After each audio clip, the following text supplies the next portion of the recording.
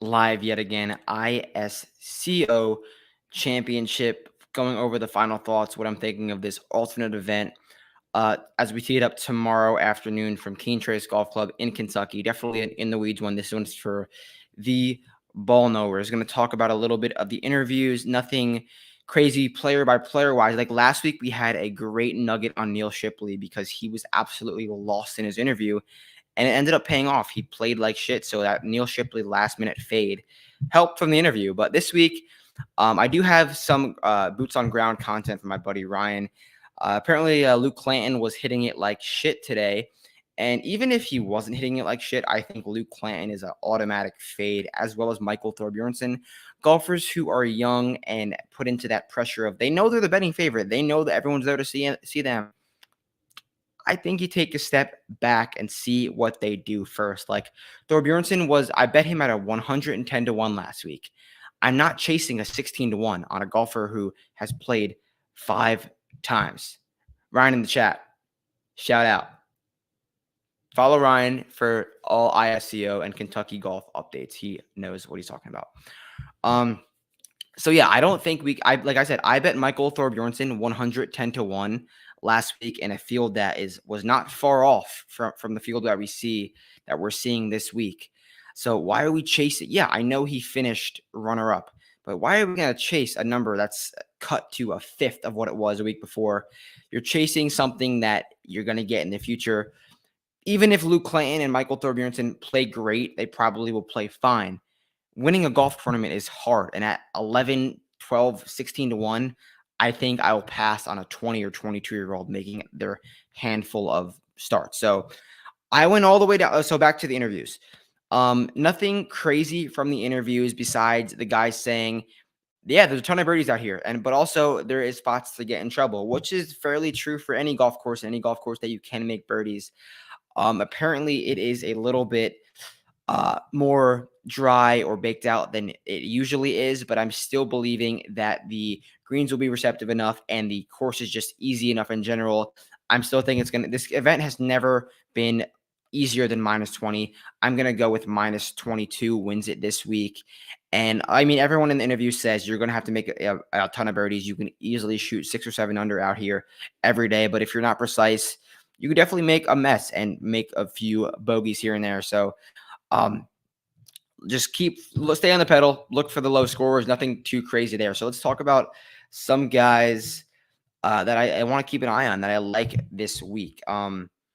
JJ Spawn is kind of figuring it out, and he's a golfer who has won before and has gotten to 20 under par. Everyone I bet this week, I made sure they've gotten to 20 under par before, because the ability, simply just getting low and making that many birdies is a skill set. Like there's a reason why, I mean, Scotty's insane, but I'll use it as somewhat of an example. Like Scotty doesn't win all the time at like the -30 events. Scotty will win when it's harder.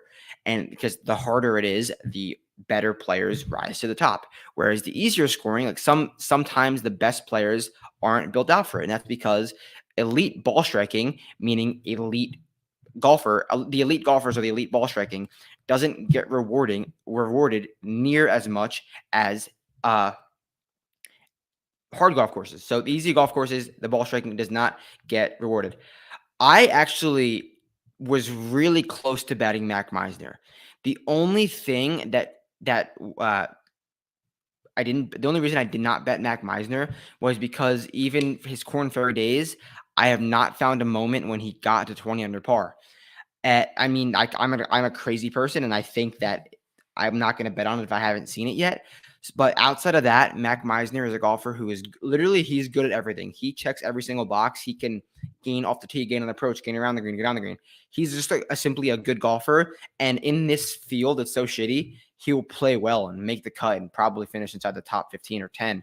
But the only reason I didn't bet him outright was because I have not seen him roll 23 birdie putts before in his professional golf career on any level. So back to Spawn. He's done it before. He's won before.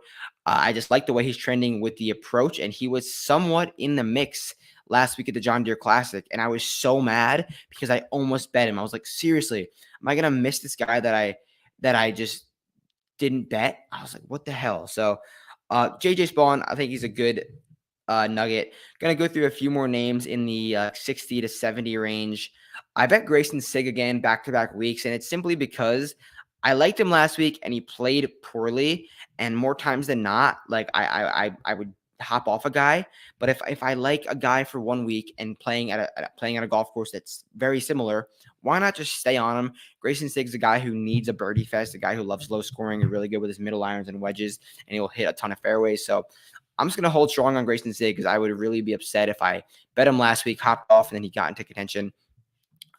Joseph Bramlett around the same number, 75 to 1. The only golf course in his entire PGA Tour career in which he's gained strokes in every category. So interesting nugget there from Joey Brams. I think he'll play well. And then Jacob Bridgman. Jacob Bridgman is a golfer who has been spotty with the ball striking, but he's been really consistent with a short game. And I like to get ahead of these young studs and ahead of these guys who have shown anything at the age of 21 to 22.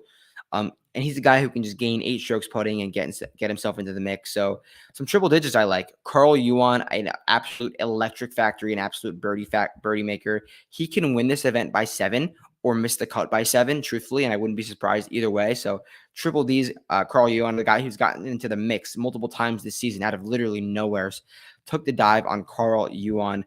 And I also took the dive on Parker Cootie. Pearson's getting a lot of love right now, but at first, Parker was the golfer who was getting all the love. Parker was the better ball striker. It's kind of switched. Pearson has become more consistent. Parker has been up and down, but the last time Parker played a opposite event in a shitty field, he finished T6 at the Corrales in no form. And he's got no form now, but he's back into a shitty field. And this guy was getting to 23 under on the Korn Ferry Tour and contending week after week just last year. And that's basically what we have here. So I will buy that talented golfer who can do it at triple digits. And he's obviously not in some good form. If he was in good form, he'd be 40 to 1. So you're buying what it's worth right now. And then two more triple digits guys, or one more actually. Adrian Dumont de Chassart. He is a golfer who played his college golf in this area of the country. Yeah, this is definitely important to know if you're overweight or underweight on Patty Fish this week. I was definitely monitoring how I was going to be with Patty Fish, but glad you're overweight on Underdog Picks. They will be over at sportsgamblingpodcast.com. But I don't know if they're posted yet, but I'll tell you right now, I did what did I do? I did Xander. Xander less than 13.5 par 5 strokes and Victor Hovland less than 68 strokes. I don't play these though, but it's just like a rough opinion. So real quick, Adrian Dumont de Chassart. He played his college golf in this area of the country, and he's a golfer who is an easy conditions merchant. He needs easy conditions or else he will explode. He won immediately on the Korn Ferry Tour after graduating from college, and his first 3 Korn Ferry Tour events, he played at 59 under par. Imagine playing 3 tournaments and shooting 60 under par in your first 3 tournaments. That's playing golf, so I'm not worried about his form. He's a bomber coming in with no form. European, sounds a lot like Vincent Norman last year, who won this event.